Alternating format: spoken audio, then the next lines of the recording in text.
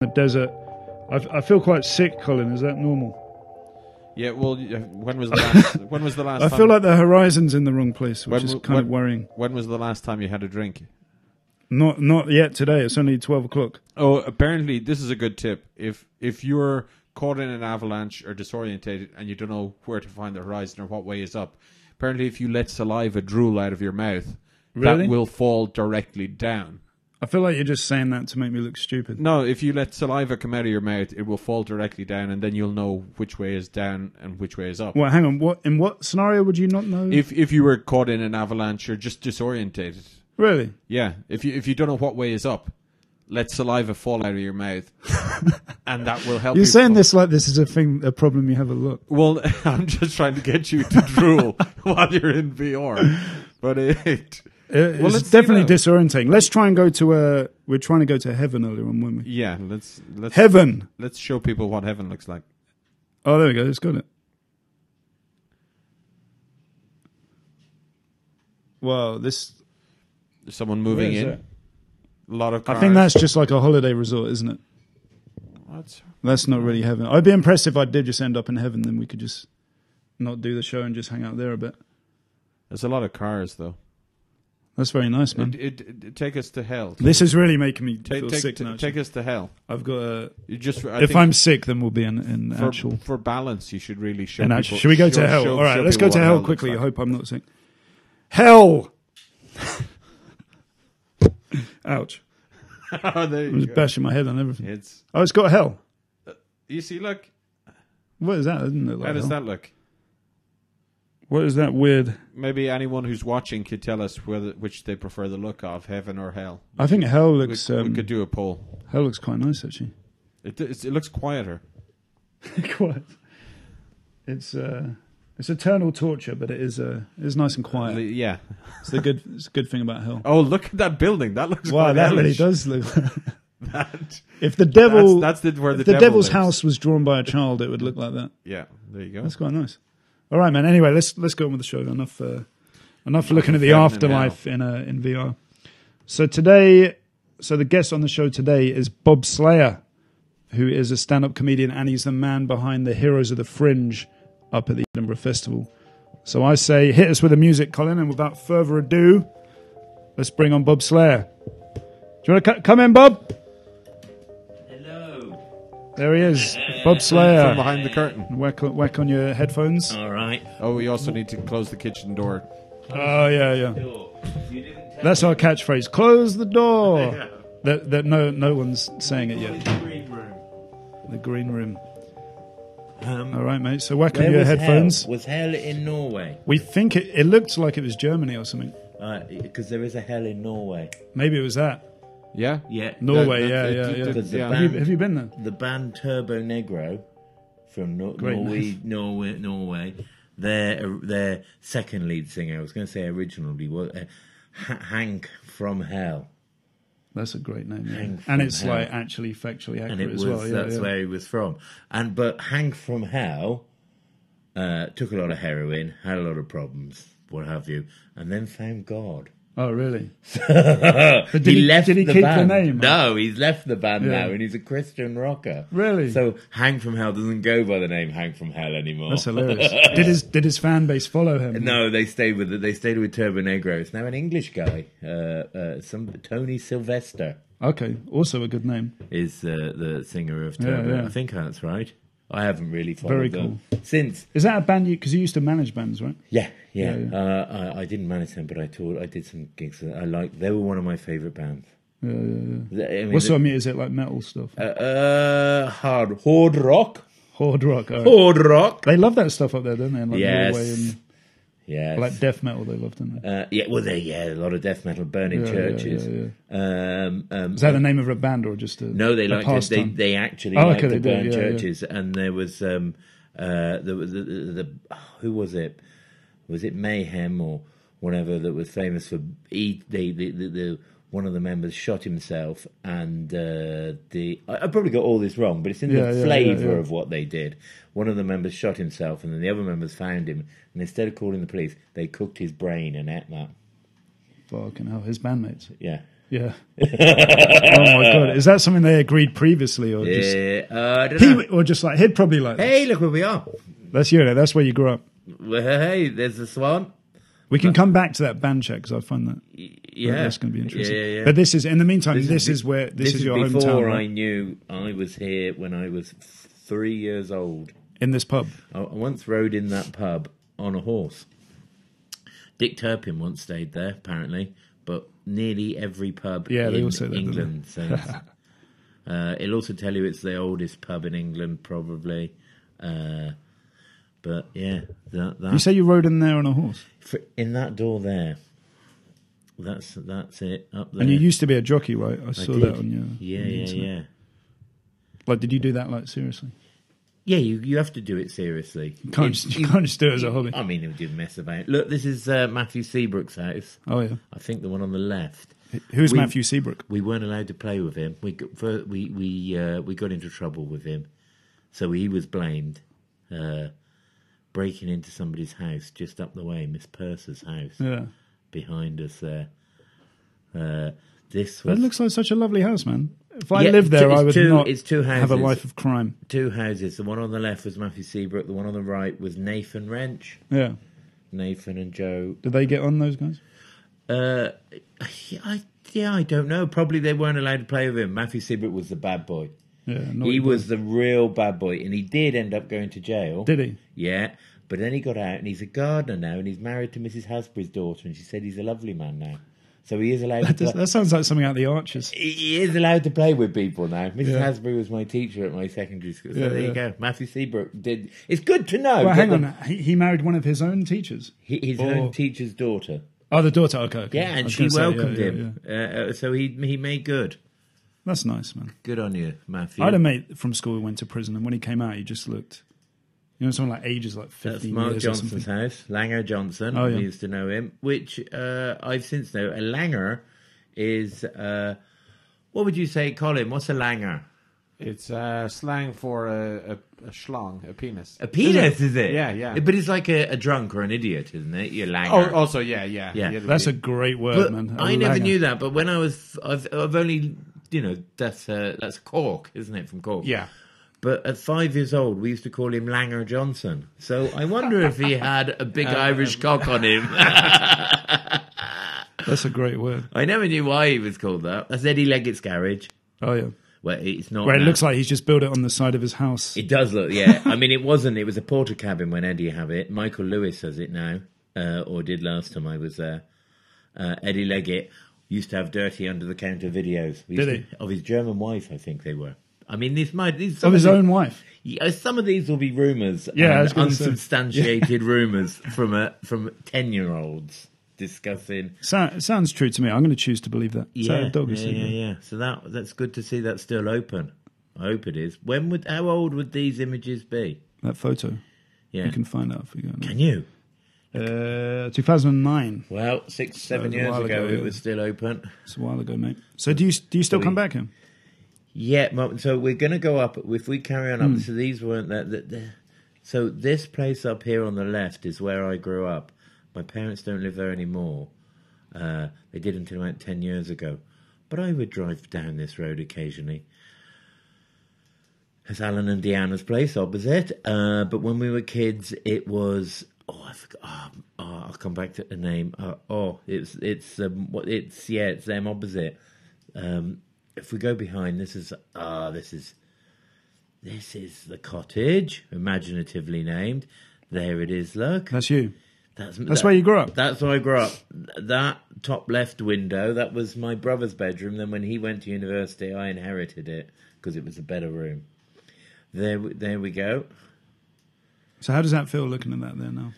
Oh, it's quite nice. Bring back some memories. Yeah, I nearly drowned in the front garden there in a big gallon drum. My brother put me in it upside down, and I kicked my legs, and I don't know. And fortunately, I think he realised I was nearly drowning and pushed the barrel over. I was head first and couldn't turn around. He also poked. There was a tall tree here, and he poked a bamboo cane through the tree and got me in the eye once. Nearly lost my eye. Went to hospital. Yeah. So you get into a lot of scrapes when you were a kid? Mostly around my brother, yeah. Yeah. It's older, I take it. Yes. Yeah. Older. He's an accountant, you know. Look, we didn't have that. It's got a Sky dish on there. We didn't have that. None of that. Well, that was when Sky bullshit. But here, look, see here, top left here. When I'm in there, the phone line came in there, and I got through the window and tapped into the phone line and had my own telephone under the floorboards. Really? If you're watching, well, like a secret one. Yeah. Really? Because the only phone that shows a lot of ingenuity. The There's only, no way I would have known I don't know how I managed to tap into a phone. The only phone in the house was on the stairs. Yeah. My dad put it, you know, it was like back at... It's very public. Our yeah. phone number there was 3 numbers. Really? Munslow 663. Wow. That's something out of a film from like 1952 or something.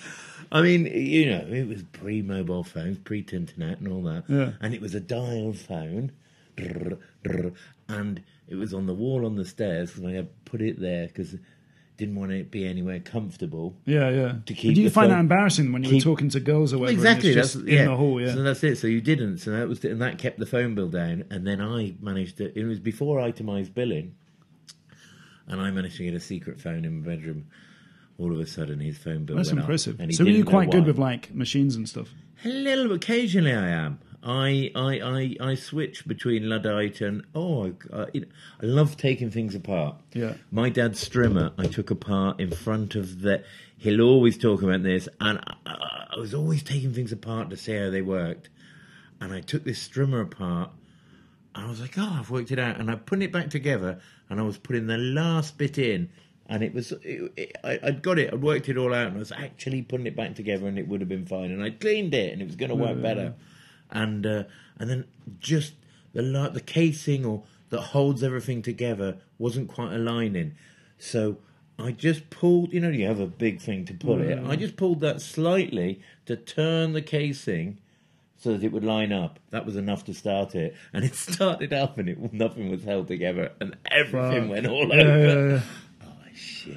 Oh man! Did he not let you touch his tools? He didn't know, and he's still to this day. If we go down here, we're going to see my school. So what were your folks like? What did they do? To this day, he won't. He still brings up the strimmer. Oh, does he? Yeah. Oh, yeah. That would upset a dad. Yeah. What did they do? Your folks? My dad was a Caligas rep. Okay. They had previous to here, like when I was really small, I don't remember it really, had a newsagents in Clevedon, but. Then and then a village shop in a small place. But we moved here when I was about 3, so this is where I remember. I've like got one vague memory. So this is how I used to walk to school down here. Down here, really? Yes, yeah. You could go across the fields nice, as well. It's very nice, isn't it? Look at that. A pleasant, lovely day So as well. This is the Corvedale. The what? The Corvedale. Corvedale. In Shropshire. Corvedale. We're getting into now. This is Munslow. We were in Aston Munslow. Aston Munslow. And this is Munslow. And if you go the other way, you go to Diddlebury. Oh, Diddlebury. That's again another great name. I do feel like I'm in the Arches right now. That.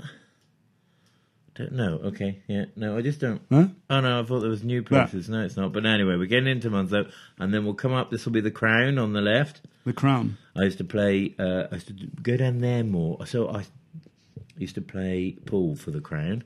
Nice one. I feel like we should jump in the VR. Oh, in do you want to see this bit in virtual reality? Yeah. I keep forgetting we have this. Hello. They used to have. So that if you write out and take your phones off. Okay. And if you voice activate it. Where are we? If you say the. This isn't here. The Crown. This isn't. You have to do it with your voice, Bob. What do I have to do? Oh, so this is on a different. This is not showing. So if you go. The Crown, Munslow, Shropshire. Wait, I need to. Oh, you're still in hell. It is hell. It does you're still in hell. Dick. Now, if you do remember, like a. It's behind me there. Look. Hello. Oh, there you go. Hiya. This is the bit we didn't quite think through with it. Hold the mic, Bob. Look. What? Where are we? What? Hello. Seamlessly integrating the virtual reality. Wow. Look, if we go down. Why did you put it this way? You can turn around. How do I turn it around? Make a note, Colin. Next episode, swivel chair. Swivel chair. Oh, there. We're going to go down here. No. What did you do? You press there. Oh, yeah, we're going down the There road. you go, there we go. Going down the road. Look, they got a jalopy thing there. Where are we? Oh, yeah, we get on the corner. Can you see his head, Colin? No. Oh, yeah, look. We've lost. Oh, your where have I head. gone? Your real head is Look, this is my school. That's my school. Oh, you can go around this way. Oh, there it is. That's where I went to school. That's your school? Mrs. James was a mad old woman. Mad woman. She believed that the world was, really was one of these, the world was built in 7 days. 7-day Adventists, 7-day Adventists. Yeah. And I was 5 and loved dinosaurs. We didn't get on. What about dinosaurs, miss? They were put there to test you. I'll test you in a minute. Don't you try and tell me dinosaurs. How would she feel if she knew you were looking at the school in virtual reality? Do you think she'd be upset? Oh, she wouldn't be able to get her head around it, I don't think. Mad old woman. Mr. James was like, oh, look, there it is. I got married in there. Look, just there. Well, under Did you? Yeah, to Louise Woosnam. I was 7 years old. We used to throw stones at that. Like, we used to throw stones at that barn, and who could knock the most tiles off it? We were hoodlums. It's not a school anymore, as you can see. Were you quite a rebellious kid, Bob? I think I was a bit of an idiot, yeah. Oh, look, that was up there. Up the top of there is the football pitch, 5-a-side. This school was so small, we went and played football with another village. I can remember one time, Stanton Lacey. We didn't have enough players for 5-a-side, and we had to borrow one of theirs. that is depressing. We could only field 4 kids. Oh, that was good, wasn't it? Bloody hell. How you feeling there? Are you dizzy? You can jump out of there if you want, and then we'll... Where do we go now? 'Cause it's a bit hard to click down the street. Yeah. So if you jump out of that, you can just pull off. So the idea is that we'll jump in, jump out. Okay, we'll put that down there. Shall I put that there? That was good. That's cool. Then back at the crown. So what happens down this road? Do you feel dizzy? Sometimes it makes me feel sick. Come back into reality. So that was the school. Oh, look at those flowers. That's nice, isn't it? So this is a little ledge you used to walk on. Forbidden to walk all along there. Since you come to school, of course, kids love a wall, and the little ledge. You bloody love a wall, mate. And then Mrs. James would come out and shout at you, and you'd fall off because she shouted at you. That's quite a big wall to fall off. She'd shout at you for falling off, and you say it was your fault. Yeah. That's beautiful, though, man. You like that? Very, very nice. I do like a lovely flower. Yeah. So where should we go now? Let's go to... Should we go to the next tab? What have we got? This, which is your so horse thing. This is... You can put your phones on if you want to hear. It'd be easier to hear yourself. This is Little London Farm. Now, if you turn round behind us, this is...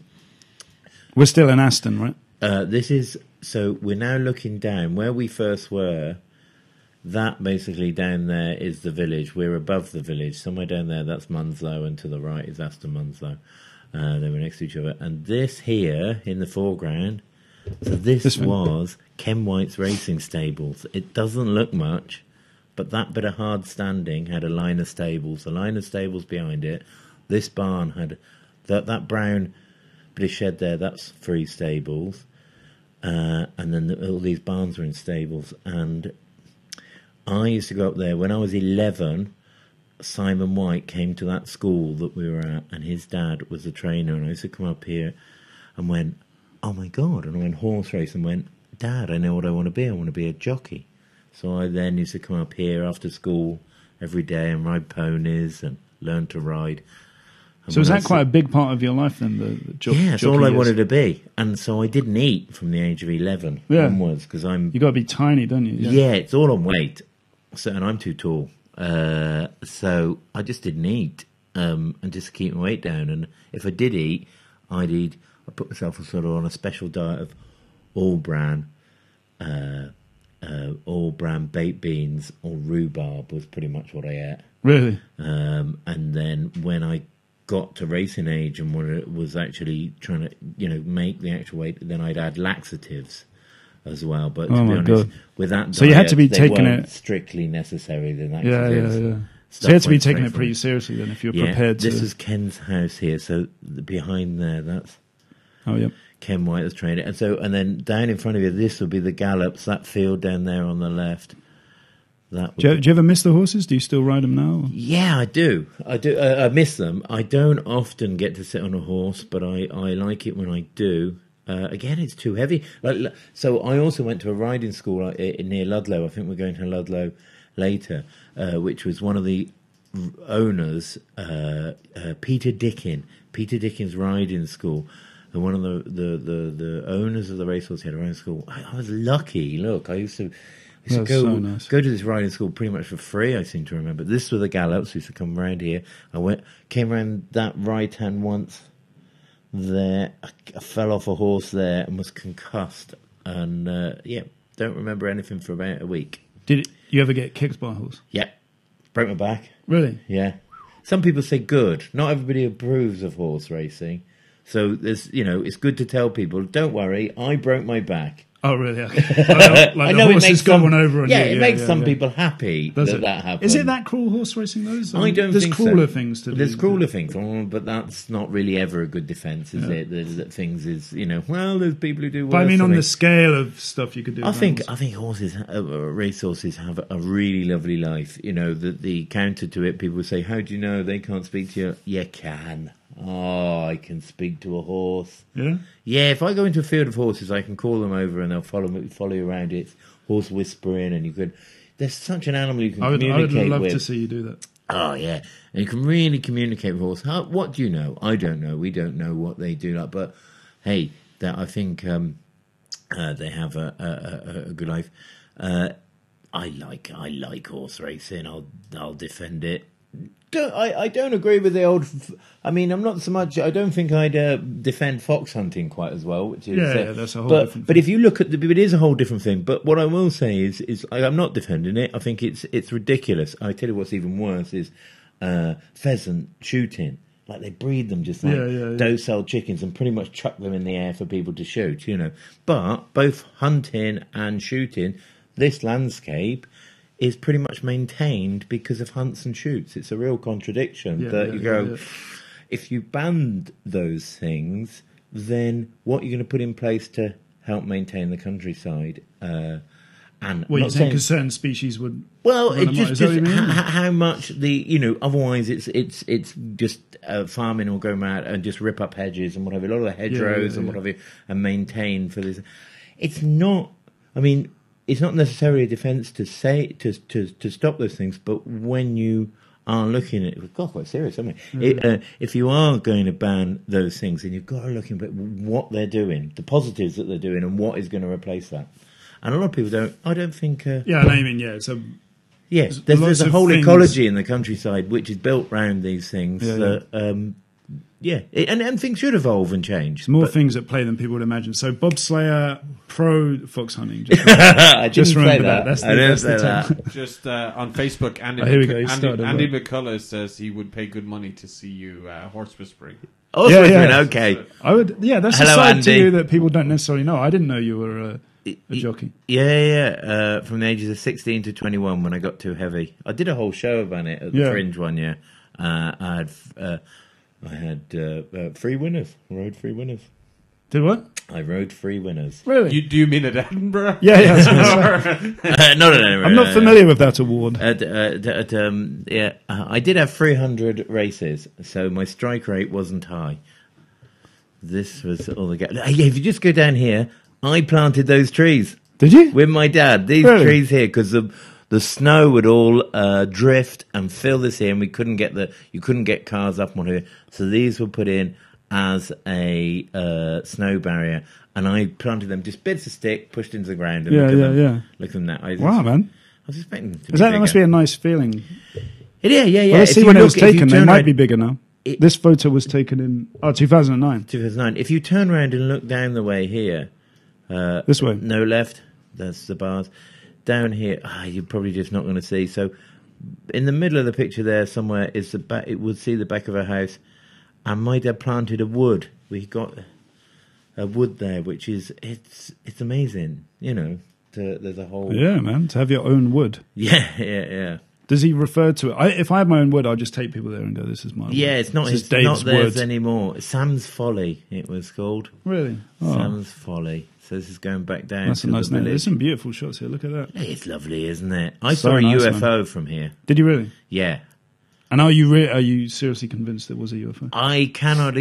I mean, I cannot explain what it was. It was a light that came across that sky, Yeah. like that, and I've no explanation. Any other explanation? What movement did it do? Show me with the cursor. What? Well, what do I have to do? This? Just show me. Well, hey! No, I can't remember. Did it look like a giant hand? Way! Whoa! I just remember it just shot across here and down here. And it's this massive bright light. They didn't abduct you or anything. Yeah, I'm not here. I've been replaced by... Body double. I was probed. I wasn't probed. I'm disappointed. Little sheep there. Yeah, I remember that one. I think that's Gladys. So were you, like lots of people who grew up in rural areas are always wanting to escape? Did you feel that? Could you not wait to sort of leave home? Or did you like it? My brother, much more, couldn't wait to. I think he was angry with my parents for making him grow up in the middle of nowhere. Yeah. Whereas I was horses, also, racing, all sorts. Was a real country bumpkin. Once when I couldn't, then at the age of 21, 22, when I couldn't race anymore, I was too heavy. Then I worked in horse racing for a while. But not doing the fun stuff of jockeying. Then that's when I couldn't wait to get out, and I moved. We're going to see. Where did you go? Let's go to the next place. So that's what was it? Wow, what's that name? I came down here on a bike. Right, you can't see how steep that hill we've just come down there. Yeah, it's quite steep, and I came down there following my dad's car. And I was racing him, and he got up to about 40 miles an hour, and I'm following on the bike because it's quite steep. And then we get past this farm. Oh, what are their names? Davis. I can't remember the name of the farm here. And we get to the farm, and the dog always comes out and barks at the cars. And then if I went past on the bike, the dog would always come out and bark at me, but I've already gone by. But it comes out, barks at the car, and then he's just stood in the middle of the road, looking down the road, and I hit it broadside. And at about 35, 40 miles an hour, dog. Yeah. And just did you go flying as well? Oh, I went flying. I mean, again, for any dog lovers out there, you'll be pleased to know I ended up in hospital. The bike. Don't worry, Bob was hurt. Yeah, the bike was the write-off, and the dog just went silly bugger and walked back in. Yeah. I'll say he was all right. He so what you're saying is it's dogs that are the problem? No, I'm just saying they're quite resilient. You keep trying to drop me. Hang on, Colin's trying to... What we got, Colin? No, just there's worse things you could do. There's worse things you could do. Just like horse racing. There's worse things you could do than driving into a dog. Yeah, there's always worse things you can do. Again, I don't think that's a defence. No. I say, should we play the cloud game, Colin? Yeah, Thomas's. That's the old Thomason. Marion Thomas. The old Thomason twins. And Thomas. But they can be twins. So here's a little game we play where when you're a kid and you look to the clouds to see if you see a picture. And this is where, so Bob's going to tell us what he sees, but this is where you can play at home as well. So comment in at home. What picture do you see in that cloud? And then you'll win something, which is yet to be decided. Oh, look, it's a wig on its side. It's just a wig. nice wig on its side. Shit, it really is actually like a like a beehive, right? Yeah, it's just a nice wig on its side. It is nice. It could be a dog with a long foot. Oh yeah. Squished by a bike, probably. Yeah. Oh shit! It probably is the essence of brewing. I think that's your guilt coming through. This is like an ink blot test, right? So yeah, that's how it tell us a lot about your personality, whatever you see. Yeah, well, a dead dog. Bob likes a wig, is what he's trying to say. yeah. I'd like to hide my identity around here. Well, that's a person in there. This one. Look, there's a dead person lying. Feet up, arms out. Look. Oh yeah, kind of. That's his head. In the absence of the cloud, can't you see it? Oh yeah. That's one of the best ones we've had. Someone's just gone skydiving, right? Yeah, they've just gone straight through the cloud. I don't think that chute open. Yeah, that's a great one. That is a good one. Yeah, it's like a chalk out. It's like a chalk outline. Dave, what can people win? Because they're competing now against Bob. Oh, what they want to know? That's the best. That's like what's it? Roadrunner, isn't it? What can they win? Roadrunner gone Yeah. flying through the What a cloud. One of these days we'll think of a prize in advance. Okay, they can have. Here we go. I've got it. They can have a holiday for two with me. And some This gaffer tape. We'll gaffer you up before you go on the trip. Then we'll shove you in a trunk. Then we'll take you on holiday. Andy McCullough has said, I think it's about the first cloud. It's like a flying molar tooth on its side. It is, yes. Flying molar tooth. Yeah. Yeah. This one. Oh, yeah, that's a good one, mate. Yeah. Who said that? Andy McCullough as well. Yeah. And, The old flying And tooth. Cy Deves, who I think is a previous winner, Oh, said Cy Deves, the first cloud looked like Queen Victoria with her hair in a bun. Oh, I can't see that yet. What, side? Oh, yeah, so I don't know can why I'm see it. assuming Yeah, everything's yeah. side. So side on. So you can see the to the right top is hair in a bun, and then you've got a nose coming out. The other side. Yeah. Oh, she's looking to the I left. don't know Yeah, if I'm seeing yeah. it. Oh, we are not amused. That way, down there. So Yeah, no, that's her nose. Oh, That's yeah. her hair. Oh, okay. This is her profile. just Oh, yeah. Okay, I see it. Yeah. That's Yeah. quite good, actually. So yeah, well That done. is quite good. You can see why he's the previous winner. He's good at this, isn't But he? it looks like he's like... What's the stuff coming out the back there? It looks like she's like... The smoke coming out the back of her head. Like she's being propelled through the air, do you know what I mean? Yeah.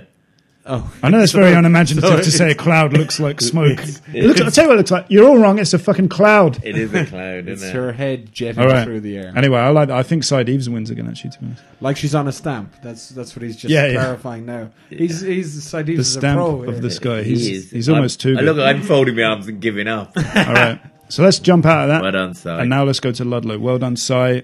Gaffer tape on its way to your Yeah. house. Oh, look. What's there's- this? Your school, Well, right? this isn't my school, not what I recognise. Hang on, go to the left, turn to the left. And I'll say, no, left. That way, That's that way. That's it. That's what I recognise, I think. So that's all new. Keep going around. This is Ludlow School, but all that was new. Keep going around. Who's that? Oh, that's Do you know him? Wendy. Recycling. Wendy James. It's one of the best things to be caught doing on Google Street View. Recycling. Yes, we put that there. I forget which teacher's car it was, where we put a potato in the exhaust so he couldn't really? start his car. It's really effective, that. Yeah. I don't know. That's if a it'll real work like on- Beano thing to do. Yeah. I don't know. Yeah. Did you get him with pea shooters? I wonder afterwards? if it work on modern cars, but you would just put a potato in the exhaust and it won't start. Yeah.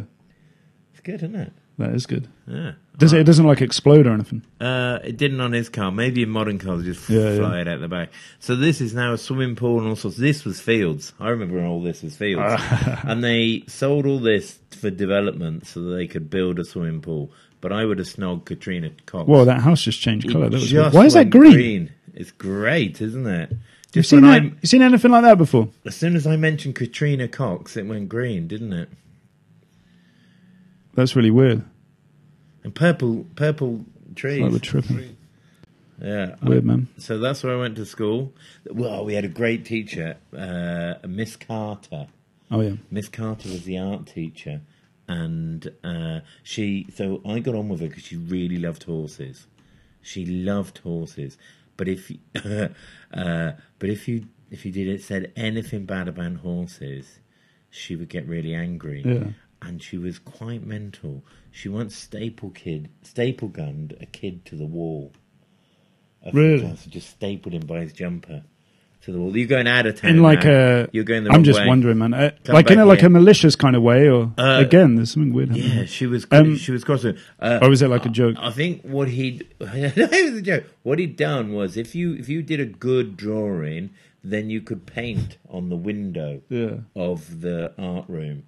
And I seem to remember being a bit involved in this. He did a drawing, and she said, "Yeah, you can paint that on the window of that room." And he didn't paint that. What he did was he painted a horse in a burger. A horse burger. She went ape shit. Stapled him to the wall. It sounds like that was calculated to piss her off. Oh yeah, very much so. Yeah. Thelma. Oh, never. The old horse bugger. Oh, What were you she'd get like very at school? cross if What were you you called like her at school, Thelma. Bob? Yeah, well, I think Were you a bit annoying? when I say there was somebody, I think it was me. What, who drew the horse bugger? All right. I've not quite been able to admit it. So we're going into Ludlow now. All right. Ludlow is this beautiful old town. This is the nearest, so this is about 9 miles from Ludlow. the village. Ludlow, Shropshire we are. We're going past So this is where James Farquhar's mum lived. Just if you go a bit further, it's now a veterinary. So James Jazzer. This was Teamside. No, not Teamside. This was the motorbike shop. We used to go in there and look at motorbikes. What's it called? Oh, it's Carpets and Flooring now. That's not nearly as rock and roll as bikes, is it? No. I say, let's look at this in VR again, actually. Oh, yeah, let's wander around. Let's go to Ludlow. So you're coming up... you ready, Colin, for some VR? That's still my school. There we go. So go there. If I say 1, 2, 3, and then you can just voice activate Ludlow. Okay. Ludlow. Hang on. No match. Doesn't know Shropshire. Do you want to do it yourself? It might be easier to do it yourself. And while he's doing that, guys, I'd like to say thanks for watching. Ludlow, Shropshire. Subscribe to the channel, and then you'll win some gaffer tape. I was in Ontario there. Ontario, don't go there. Hello. Can you see what I can see? Yeah, we can see. I don't want that. Where are we? Ludlow, Shropshire. It just keeps showing a map. What's happening? So we need to go... Oh, do you pull it down? Yeah. Ludlow, Shropshire. Yes. There we go. Give us some ambient music, Colin. Yeah. We're in this. Remember we came here before. This is... but if I go here... I'm just going to... Is that the right place? Is that Ludlow? Yeah, it is, but I don't know... How do I pick somewhere else on the map? Oh, right. Where are we here? There we go, mate. We're just in some... bit of virtual reality. Where are we now? Right, this is more like it. Oh, look, there's Marston's. See that there? Oh, we're outside the trip. Hey, look, we're out for autos. There we go. It's almost as if it knew. Yes. Hang on, I close that map. Yeah, you can close it. So you can see where we are, and then that's the train station on the right there. Look at this. Hello, Ludlow Brewing Co. This is sponsored by Ludlow Brewing Company. How does it feel looking around it in a VR? Take the mic. Oh, hello. I wondered what was happening there. Smashed him in the face. Yeah, it's kind of weird. No, I went back. I went back here again. I don't know where we are. It is quite complicated. That often happens when you teleport to a pub. Where are we now? A good bin lorry. Oh, look, what's that? What does that say? Something road. Can you read that? No. It's gone green, though. We are in... Right, where are we now? Oh, it's gone that weird green colour again. Wheeler Road. I think we're getting up towards Sandpits. Sandpits, no, it's too nice for that. But Sandpits in Ludlow is special because, like, your general accent for Shropshire is sort of like a, mine is now proper rural. I'm proper rural. I'm from Ludlow. It's not Ludlow, you see. It's Ludlow. Lug with a G. And just down the road is a place called Leominster, is how you spell it, but it's Leominster. But if you're proper local, it's Lemner. Lemner? Yes. Do you know how do they get Lemner from Leominster? Ask Joe Davis. You should get him on here. Yeah. He's from Lemner. Yeah, he's still got his accent, though. Yes. More than you have. He's got it more than me. So that's a proper rural accent. But Sandpits, one housing estate in Ludlow, and their accent goes like this. Dodie get Boris 10p for the buzz. And just one estate has this accent. And the reason why everybody knows Boris 10p for the bus is because we had a bus home. We had a bus, a school bus. Yeah.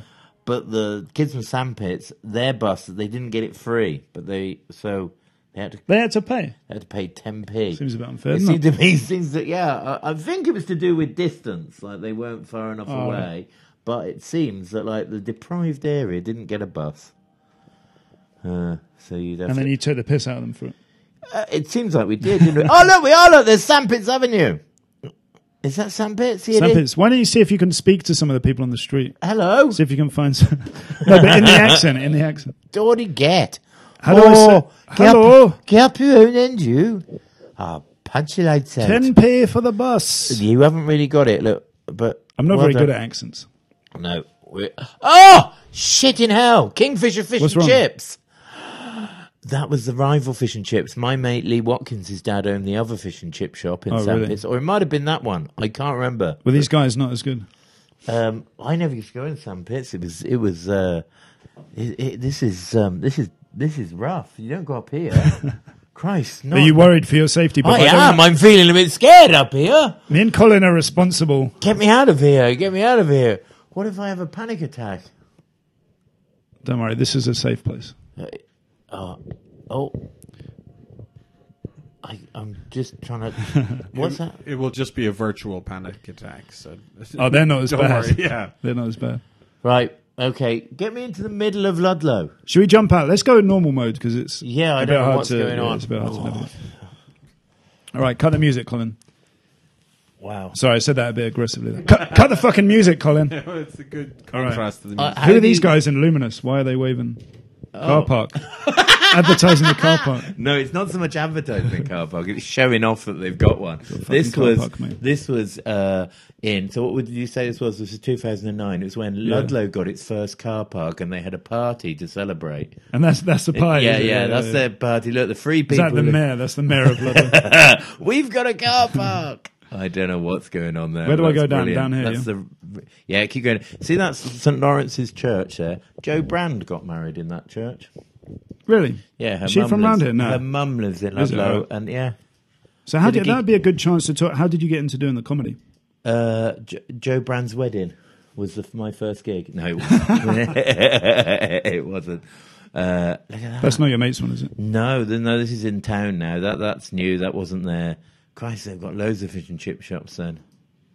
We're coming up. This is the post office. Sheldon and Key Garage is on the left, where my mum got her car done. Oh, yeah. The post office on the right, which is now, that's a pub, I suspect. Oh, if we just keep going a little bit further, we'll go to the first pub I ever drank in. Nice. The Bull Hotel. I feel like that's a big moment for you. Yeah. You like a bit of the compasses, past the compasses. Good on you. Not that one. You like the taste of beer, don't you? Yeah. Keep going. There it is, just past Nat West. That's it on the right there. This is the Feathers opposite. So you have there. That's it. The Bull Hotel. Wow, that's a nice little pub. I was on they had a trophy for the yard of ale. Drinking a yard of ale, and I won that. Wow. I was on the yard. What do you have to do is it timed? It was like who was the quickest. I was 16 years old when my name was etched onto that. That's pretty good. Isn't it? Onto that was the underage drinking bar. And if you turn around, you say it as if it was like its name. Yeah, that'd be a good name for a pub.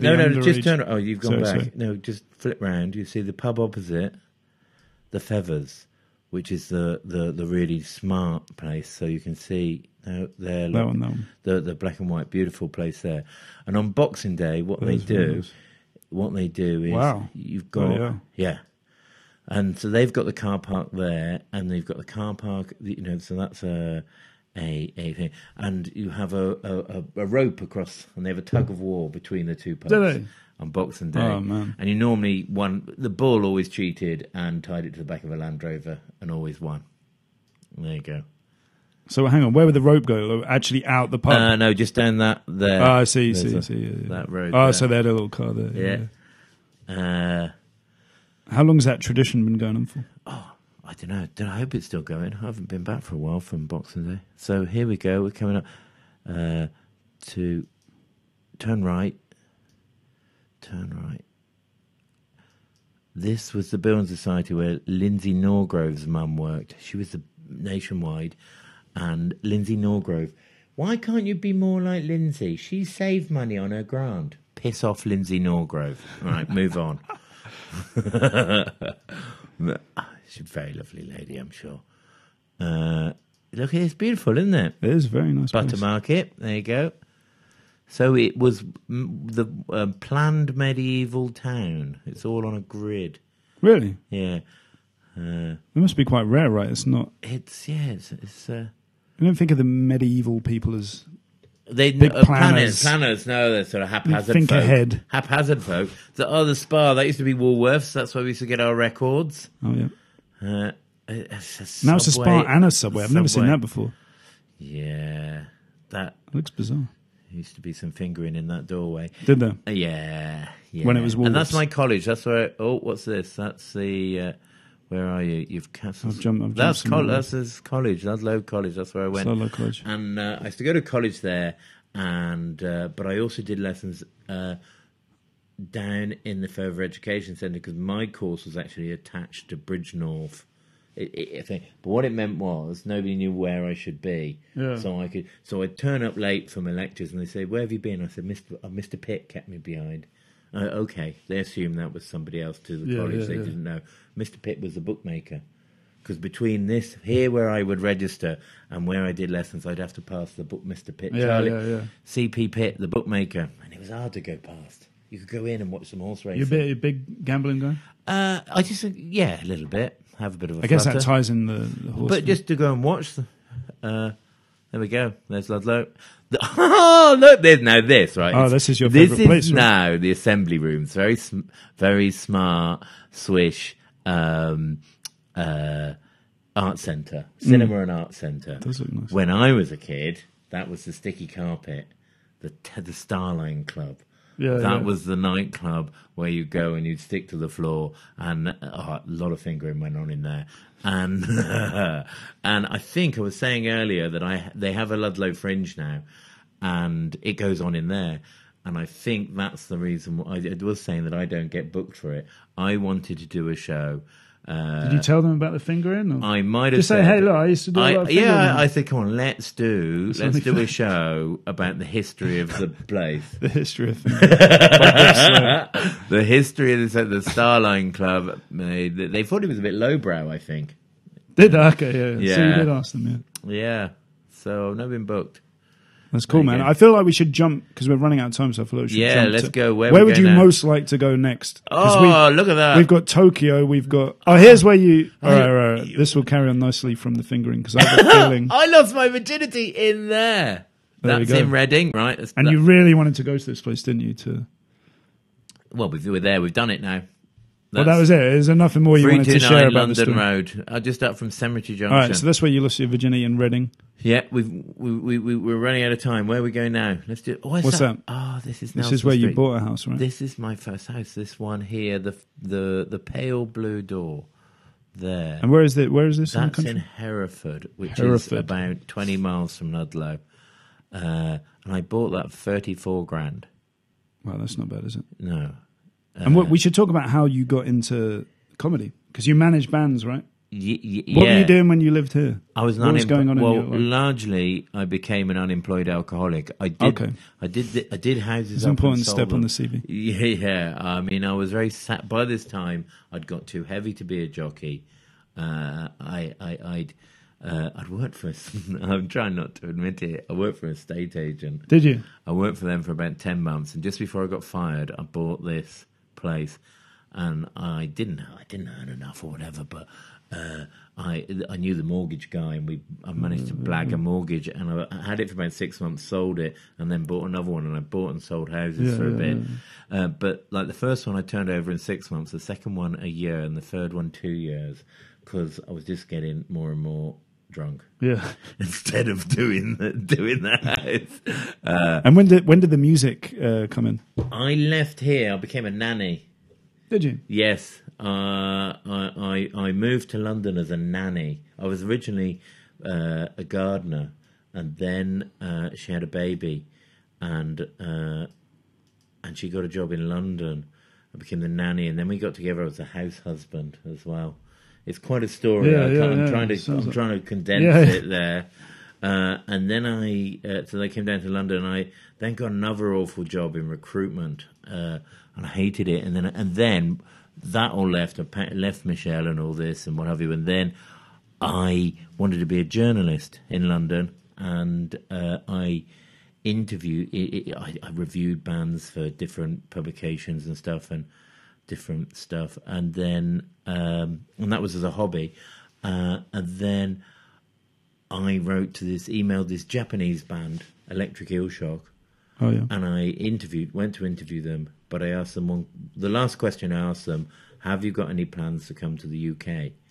And that's the only one they answered. No, but we want. You get gig and we come. Really? And so we got the house of one of those guys on here, right? Yes. In Tokyo. Yeah. Oh, here we go. I think It might be one of these houses. So this is the guy, one of the guys from Akabane in Electric Eel. Tokyo. Yeah, I'm not familiar with them. What do they do? What's their? So if you can, I know it's hard to they would be explain. in the realm of the Hives and Okay. the Datsuns. Do you All remember right, the yeah, Datsuns? Yeah, full-on rock and roll motherfuckers. Hugely influenced by Black Sabbath. This could be the drummer's house. I don't think it is. No, It's in this area. It's in this area. We tried to find it earlier, but it's definitely. Giant, if you're watching this, tell us how close we got. And his mum used to put washing powder all around the house to keep the cats out. His mum was a brilliant lady. But anyway, so they came over, and then I toured with them for 6 years and ended up touring with bands like the Bloodhound Gang. I did production on Snoop Dogg. I think you're getting right. You did production on Snoop Dogg? Yes. Really? Yes. He's a madman. So you know him? I was you worked on yeah, his yeah. crew. I got to know his brother quite well, and his head of security. If you ever see a documentary or anything, there's a documentary of when he becomes Snoop Lion, and his head of security, Mr. Keys, figures quite a lot. Yeah. And it was his mate from school, just a really big guy. And all Snoop Dogg's crew was his brother, his mates from school. Yeah, yeah. It was really, they were really. This could be anyway. So I was going to say his homeboys there, but I don't know if I can pull off that word. But that's what it is, right? Yeah, probably. So it was quite interesting, you know. And the thing is, when I've worked with rock bands, they're a nightmare because you do a gig and then they scatter. They do the gig and they scatter, and the next day because they're not really mates. Is well, that what you mean? Or they're just crazy, you know. jaded They you know, after a gig. So the next day, when you're trying to move on to the next town, you have to go and hook the drummer out of some all night drinking den. You've tracked down the lead singer to some hotel room, and this and that's, as a tour manager, that's your job, is to find the band to get them to the next gig. Whereas with Snoop Dogg and his band and crew, it was easy. As long as you just gave them enough weed and enough chicken. You just sedate them. You just keep them. He just skunk and chicken, and he had a list of his preference. KFC was his favourite, although he prefers. This is a scoop here on Snoop Dogg. KFC was his favourite, although he preferred the chips from McDonald's. So you'd have to pick up the chicken from KFC. Right, and the chips from McDonald's. There you go. That's what I want to eat. And then Nando's was second. I didn't like them as much. But you knew exactly where they were. As long as you got them enough weed and chicken and an Xbox, they were exactly where you left them. Perfect. Yeah, they were quite easy band to deal with, really. And how did you move on from that to the comedy world? We should probably go to Edinburgh to talk about it. Look, here we are. That's where you have your blunderbuss venue in Edinburgh, isn't it? Behind us, yeah. So this on the right, that was where I had the first bookshop. So I turned that little empty. It was empty. It had been the Russian Institute, and we turned that into a venue. And that was in 2013. I'd been coming to the Fringe since 2008 and performing, and I kind of helped book the Hive, which we still book. I remember I did that, one of the very first ones, you know. Did you? I didn't remember a show, Dixon of Fog Green. Oh, yeah. Yeah. It's the first time I ever went up there. And we wanted to change the name, and you wouldn't let us. I liked it. Because we just thought of that off the top of our heads. I liked it. Figuring we'd think of something Yes, better. of course, yeah. Of course. Anyway. So what was the history of the bookshop? So that was kind of where we started doing the Fringe proper, I think, when we sort of when I realised, because I'd sort of accidentally... So to get in from bands to the Fringe was, I was touring with bands, and I ended up getting the short story, I ended up being pushed on stage at different times, and I enjoyed it. So in 2008, one of my first gigs was pushed on stage with the Bloodhound Gang while they went for a cigarette, because the smoking ban had come in. And they just left the stage, and they said, and nobody had pass outs, and they said, "Oh, this idiot will entertain you while we're gone." And I'm pushed out and say, "What?" I didn't know this was going to happen. And then they just before they left, Jimmy Pop went on mic and said, "Feel free to throw stuff at him." Really? So that was 1,500 drunken Bloodhound Gang fans throwing stuff at me was my first gig, and then that led to doing. So then I brought I came to Edinburgh Fringe thinking, right, well, I'm going to have a go at comedy. And we all know this. You're going the wrong way. Oh, look, Hunter's Way. Look, going kind of out of but town. look, Palmyra Kebabs, the best kebab. Oh, yeah, that is. I love that placement. That is We should do a shout out. Best kebabs in Edinburgh. I like there we the go. falafel in there. Palmyra. Falafels are good. Yeah, Yes, there we go. It's closed at the moment. You can't go in there now. That's a shame. This guy on the bike's a bit annoyed. He's cycling straight past. And then came to the Fringe. There we go. And this is Edinburgh. And I love Edinburgh. I kind of live in Edinburgh a bit now. Do you? Yeah, and I'm just renting. I spend probably 2 or 3 months a year in Edinburgh, and I'm just renting a place in Dunbar, half an hour down the road. So it's kind of taken over. And I first came to the Fringe, it was just a hobby, and I was carrying on touring with bands. Like my first Fringes were paid for by Snoop Dogg and things like that. Yeah. And then I went, if we go left, we can see the Monkey Barrel, Monkey Barrel, which is our new venue last year. Which is a beautiful room, man. That's one of the best rooms. So there, so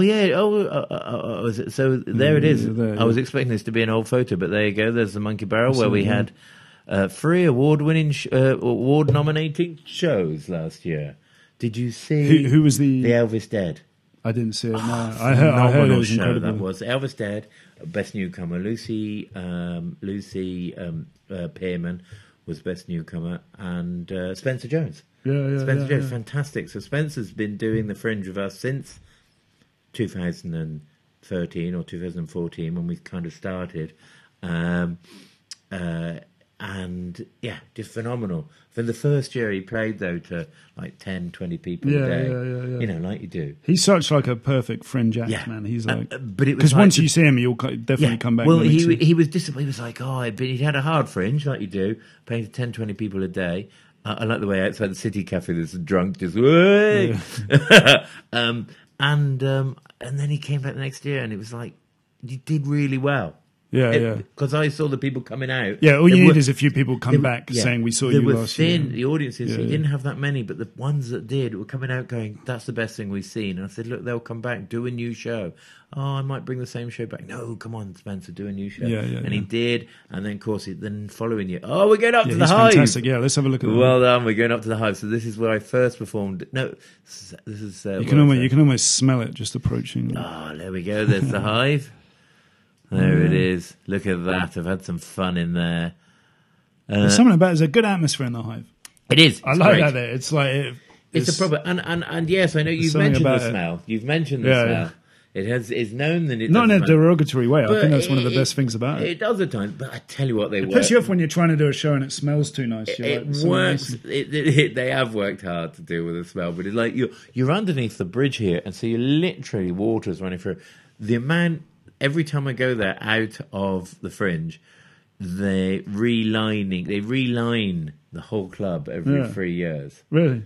Yeah, because it's just so people go, it's a shithole on this, and you go, they're constantly. It's like never finished. So they are trying, yeah. And replacing. What's it like as a nightclub? The rest of the time. It's I always forget that is it like pound a pint? Type? Yeah. And that's the thing. It's rammed all the time, but they have to be because it's so cheap. But yeah. Elaine does well. And oddly, Elaine, who is the Hive, it's her club. She also owns the freehold of the Monkey Barrel. So, does she? Yeah. So I only found that out after we halfway through the Fringe. Yeah. And good old Elaine, I love her. I'm certainly getting that guy like I remember that's him. Elaine. I remember him. I flyered him. He's always stood there. His bag full of flyers. I once flyered somebody here. I used to stand up here when I used to perform in the Hive. I used to flyer here on the corner here sometimes. And there was a guy walking by and he had a Wild Hearts t-shirt. Do you remember the Wild Hearts? No. I want to go where the people go. And Wild Heart fans, they're mad. They're hardcore. Yeah. They love the Wild Hearts. And this guy just went, you don't want your flyer. I was like, no need to be rude. But I could have just gone, no need to be rude. Yeah. I just went, without thinking, well, I don't want you to come anyway. Because Ginger is a junkie. The lead singer of the Wild Hearts. Yeah. Did have a bit of a smack problem at once and told this guy, Ginger, he swung for me. Really? Oh, my God, man. Because you dissed his favourite band. Yeah. I mean, I only told him a fact. Ginger is a lovely man. And I don't. And it was a cheap shot. Yeah. But you know when you've been flying all day. Did you make up with him after? Don't think so. No, you couldn't. But this is more an apology to Ginger. Sorry, Ginger. I hope you're off the smack. It's very Moorish. It can be. It can be very Moorish, yeah. Have you ever had a go at it? I haven't, no. No, it's good. It's nice. Have you? Yeah, don't have too much of it, though. Yeah, it's hard to... No. Just a little taste. Yeah. Anyway, we should probably wrap it up. And look at that, Edinburgh Fringe. Colin's there it got is. some smackies he's going to bring out. Yeah. I like Although it. Did we have fun? We went round it. I feel like we rushed a little bit at the end. I felt we were hindered by some of the technology. I got lost sometimes. in Ludlow. Yeah, we're still lost in the back. Don't go up figuring the out. Royal Mile. But look, it's so quiet compared to normal. Yeah, I never go on the Royal Mile. Although I did one year. We should take this opportunity to walk along there now. It's quiet. It's quite nice. Yeah, one year I went on the Royal Mile and I got banned from the Royal Mile. Really? Because there was, they have the Virgin stages. Yeah. And they're all sponsored. Did Virgin you just jump stages. on I jumped on it on the roof of it, climbed up on top of the stage, shouting, you cannot sponsor the real Fringe, kicking the Virgin signs off the thing. And then there was security all turned up, and there was I was a bit drunk and showing off to someone with a camera. There's a video of it somewhere of me protesting about the Virgin sponsorship of the Fringe. It's fun. That does sound like the type of thing you would do, to be fair. Yeah, it's sort of, and it's sort of because this year I had a meeting with Shona, who is the chief executive of the Fringe, and because I now run venues and stuff like this, and she said, "You're part of the establishment now." But, yeah, and then I went in, and her PA went, "Yes, I remember having to deal with you." Oh, really? So I'm going in to discuss. Yeah, why I think what's wrong with the Fringe and how we can make the Fringe better and all that. And they said, awesome, we'd like to discuss you climbing on the... Yeah. So before we wrap it up, is there anything you want to say about Edinburgh, this upcoming Edinburgh? Or any final thoughts on Edinburgh as a city? Hello, Edinburgh. Hello, Edinburgh. Hello to everybody. Hello and everybody. Goodbye. I tell you what. I think August Edinburgh, the Fringe, is the greatest thing I've done in life. I absolutely love it. And that's, I get passionate about, I joke and I climb on things and I shout. But I do think that there's just the reason why I get passionate is because I just think Edinburgh is so wonderful. But I see commercial fuckers just trying to turn it into a money-making month. And they're the only ones who end up making money. And this is going to be... Which is why you started Heroes, right? Yeah, why I started Heroes was like... I'd been performing as a hobby and going to the Fringe as a hobby and just enjoying it. And then I actually... not thinking that it would be what I would do. I was happy with it, a hobby. Then I had a show that got some attention. It got nominated for a Malcolm Hardy Award the year Dr. Brown was mentioned. And I got nominated 2 years in a row for it. And so I had the Underbelly then approached me and then said, "Oh, do you want to..." That's very flattering to suddenly have the big venue. Do you want to... And I was very flattered. And so you go and have a meeting with them. And they're saying, "Hey, yeah, and we'll introduce you to Mel Brown, PR. You should work with her and all this." Wow, people care and people. It's really flattering. And then you look at the deals. Mel Brown wanted £3,000. They wanted £5,000. I'm like, they're just blowing smoke up your ass. You're just blowing to sell me stuff that I don't want to buy. And you're just like, because and they just the whole rhetoric is to try and get you to buy their overpriced bullshit. And it's selling it on dreams, And that's the sad thing about it. You had the insight to see it. I'd had the background for what it is, but lots of performers are like, and myself included, everyone suffers from that. They massage your ego, and then you're like, and even with my background of knowing this is bullshit, I was giddily pulled in, and maybe this is what I could do. And then I just had to shake my head and go, "Hang on, look at this deal. They want me to pay $5,000 and then we'll share 60-40. Hang on, I used to negotiate deals for bands in the supposedly evil music industry. And the promoter fronts the cost, not the performer. That's what we call pay to play. And the evil music industry looks down on that. But so it's even more unfair. And 80-20 is a standard deal, with the promoter paying money. So 60-40 with us taking the risk.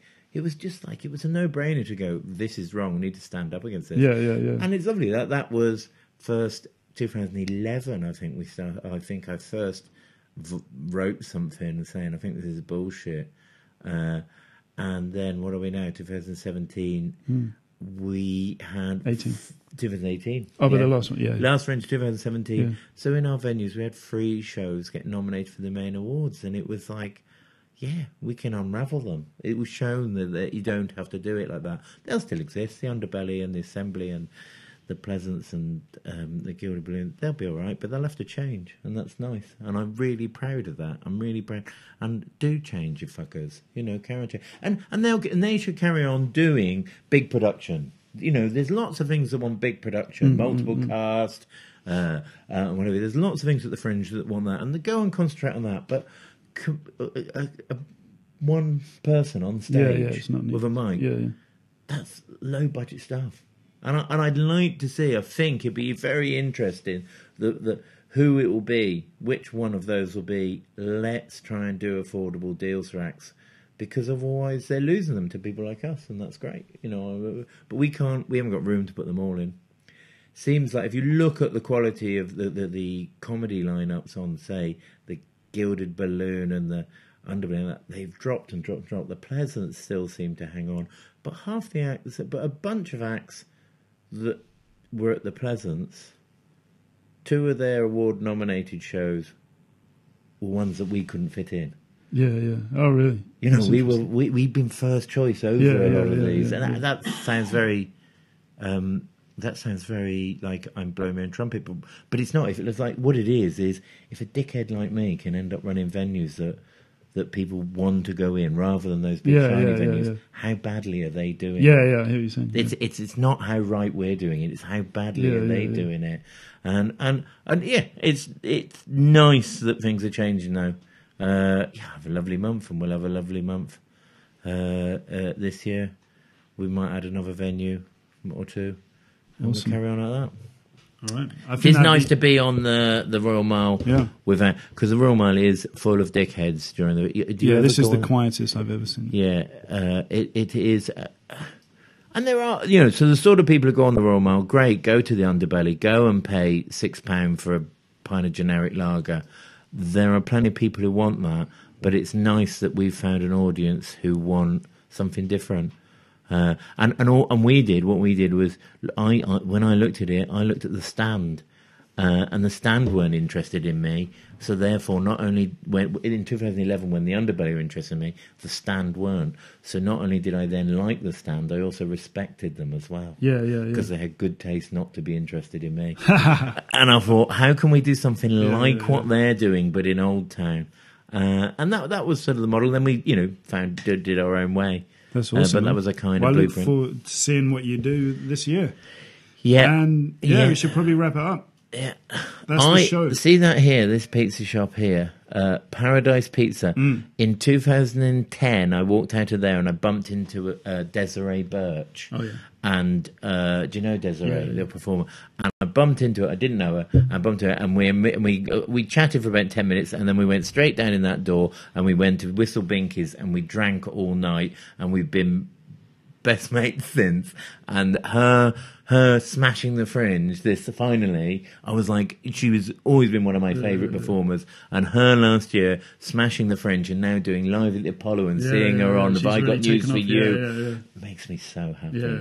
Just great, man. You know, and she's brilliant and amazing, and she had done the big venues and this and that, but it was on the blunderbuss in front of 45 people, ramming it, selling out, and it was Frankie Boyle's producer, I think, that saw her. Yeah. And then I think it was Frankie Boyle, and then 8 out of 10 Cats, and she's doing just amazingly. She's really blown up, yeah, I love her. I think she's amazing talent, and I think, I just bumped into her outside there. That's Edinburgh, mate. Oh. That's it. Right, shout out to Desiree Birch. Hello, Desiree. Hello. She's going to come on, actually, I think. Yes. We spoke about her coming on. So anyway, let's zoom out. Look at that. I've been Dave Green. He's been Bob Slayer. This has been Dave Green. I don't have to be Bob Slayer anymore. Can I be Dave Green? You can be whoever you want when you leave. Yeah. All right, make sure you subscribe. Different comedians every week, looking at different places all over the world. I'm just going to click. We're just going to do a little folk dance together now. And that's the end of the show. Bye. Good night. Thank you.